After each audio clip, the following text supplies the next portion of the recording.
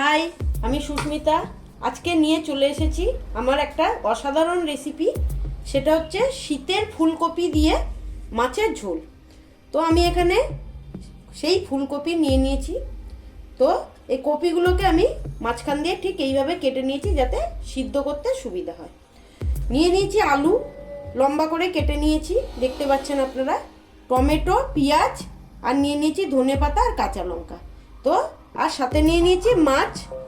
আমি এই মাছের মাথা খেতে খুব ভালোবাসি, তার জন্য আমি মাছের মাথা নিয়ে নিয়েছি। সাথে নিয়ে নিয়েছি 4 পিস মাছ।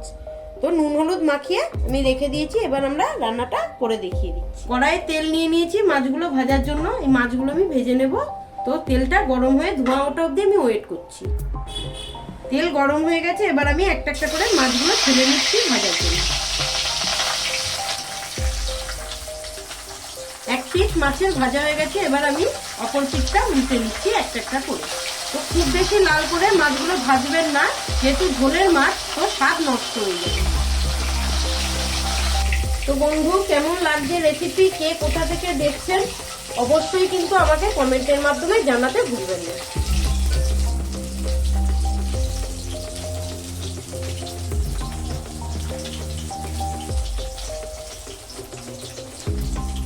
তো মাছগুলো আমার প্রায় ভাজা হয়ে গেছে, এবার আমি নামিয়ে নিচ্ছি মাছগুলো এক এক করে।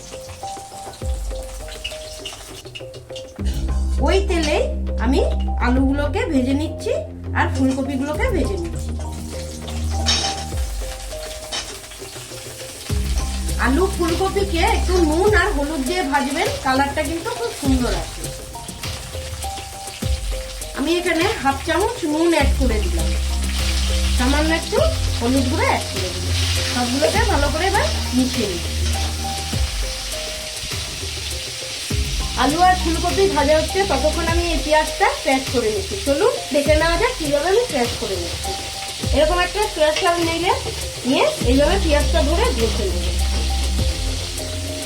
আপনারা চাইলে মিক্সিতেও কিন্তু টেস্ট করে নিতে পারেন টমেটো আর পেঁয়াজ একসঙ্গে। পেঁয়াজ আমার ক্র্যাশ হয়ে গেছে, এবার আমি এই টমেটোটাকে ক্র্যাশ করে নিচ্ছি। আমার যেহেতু সবজিটা কম, তো আমি এখানে ওই জন্য একটা পেঁয়াজ, একটা টমেটো আর মিক্সিতে পেস্ট করলাম না, আমি ক্র্যাশারেই ক্র্যাশ করে নিচ্ছি।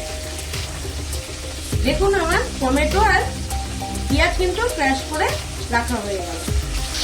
আলু আর ফুলকপি কিন্তু একটু লাল লাল করে ভেজে নেবেন, তাহলে তরকারির কিন্তু টেস্টটা অসাধারণ আসে। আলু ফুলকপি ভাজা রেডি। এবার আমি একটা পাত্রে তুলে নিচ্ছি আলু আর ফুলকপি। আলু ফুলকপি গুলো কি সুন্দর লাল লাল করে ভাজা হয়ে গেছে, দেখুন। ঠিক এইভাবেই ভেজে নেবেন। ফুলকপি আলু ভাজার তেলেই আমি এই পেঁয়াজটাকে দিয়ে দিলাম, হালকা একটু লাল লাল করে ভেজে নেব। পেঁয়াজে লাল হয়ে গেছে, এবার আমি টমেটো গুলো দিয়ে দিচ্ছি। তো তাড়াতাড়ি ভাজা হওয়ার জন্য আমি এখানে হাফ চামচ নুন অ্যাড করলাম, কারণ আমার মাছেও নুন ছিল, ফুলকপিতেও নুন ছিল। তো ভালো করে সবগুলোকে মিশিয়ে নিই। টমেটোর কাঁচা গন্ধ দূর হয়ে গেছে, এবার এখানে আমি হাফ চামচ হলুদ গুঁড়ো অ্যাড করে দিলাম। দিয়ে দিচ্ছি 2 চামচ জিরে গুঁড়ো। দিয়ে দিচ্ছি 1 চামচ কাশ্মীরি লঙ্কার গুঁড়ো। এবার সবগুলোকে ভালো করে মিশিয়ে 2 থেকে 3 মিনিট আমি ভালো করে কষিয়ে নেব। আর পেঁয়াজ বাটা যেটা ছিল তাতে একটু জল নিয়ে সেই জলটা আমি দিয়ে দিলাম। এবারে ভালো করে 2 থেকে 3 মিনিট কষিয়ে নিচ্ছি, যতক্ষণ না মশলা থেকে তেল বেরিয়ে যায়। মশলা থেকে তেল বেরিয়ে গেছে, এবার এতে আমি সবজিগুলো ভেজে রাখা যে সবজি ছিল সেগুলো আমি দিয়ে দিচ্ছি। এবার এগুলোকেই ভালো করে 2 থেকে 3 মিনিট কষিয়ে নেওয়ার একটাই কারণ, যাতে তরকারির টেস্টটা অসাধারণ হয়। সবজি আমার কষানো হয়ে গেছে, তো এবার আমি এতে জল অ্যাড করে দেবো পরিমাণ মতো। আপনারা যতটা ঝোল খেতে পছন্দ করেন ততটাই কিন্তু জল অ্যাড করবেন।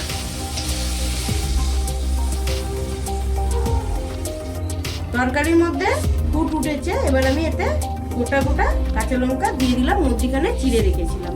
সাথে মাছগুলো দিয়ে দিচ্ছি। এবার মাছগুলো আমি উপরে উপরে দিয়ে 5 থেকে 7 মিনিট ভালো করে ফুটিয়ে নেব, যাতে তরকারির সবজিগুলো ভালো করে সিদ্ধ হয়ে যায়। হালকা হাতে নিচ থেকে এইভাবে নাড়িয়ে নেবেন যাতে মাছের গায়ে আঘাত না লাগে, তাহলে মাছগুলো কিন্তু ভেঙে যাওয়ার সম্ভাবনা। আমি যে ধনেপাতাগুলো ধুয়ে রেখেছিলাম ঠিক কাঁচি দিয়ে এরকম ছোট ছোট করে কুচিয়ে কেটে নেবেন, মাছের ঝোলের ওপরে দিয়ে দেবেন, খুব সুন্দর লাগে খেতে।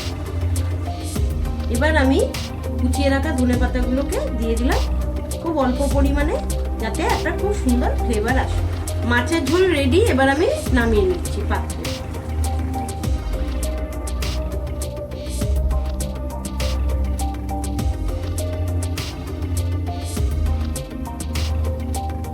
দেখতে পাচ্ছেন মাছের ঝোল কত সুন্দর কিন্তু কালার এসছে।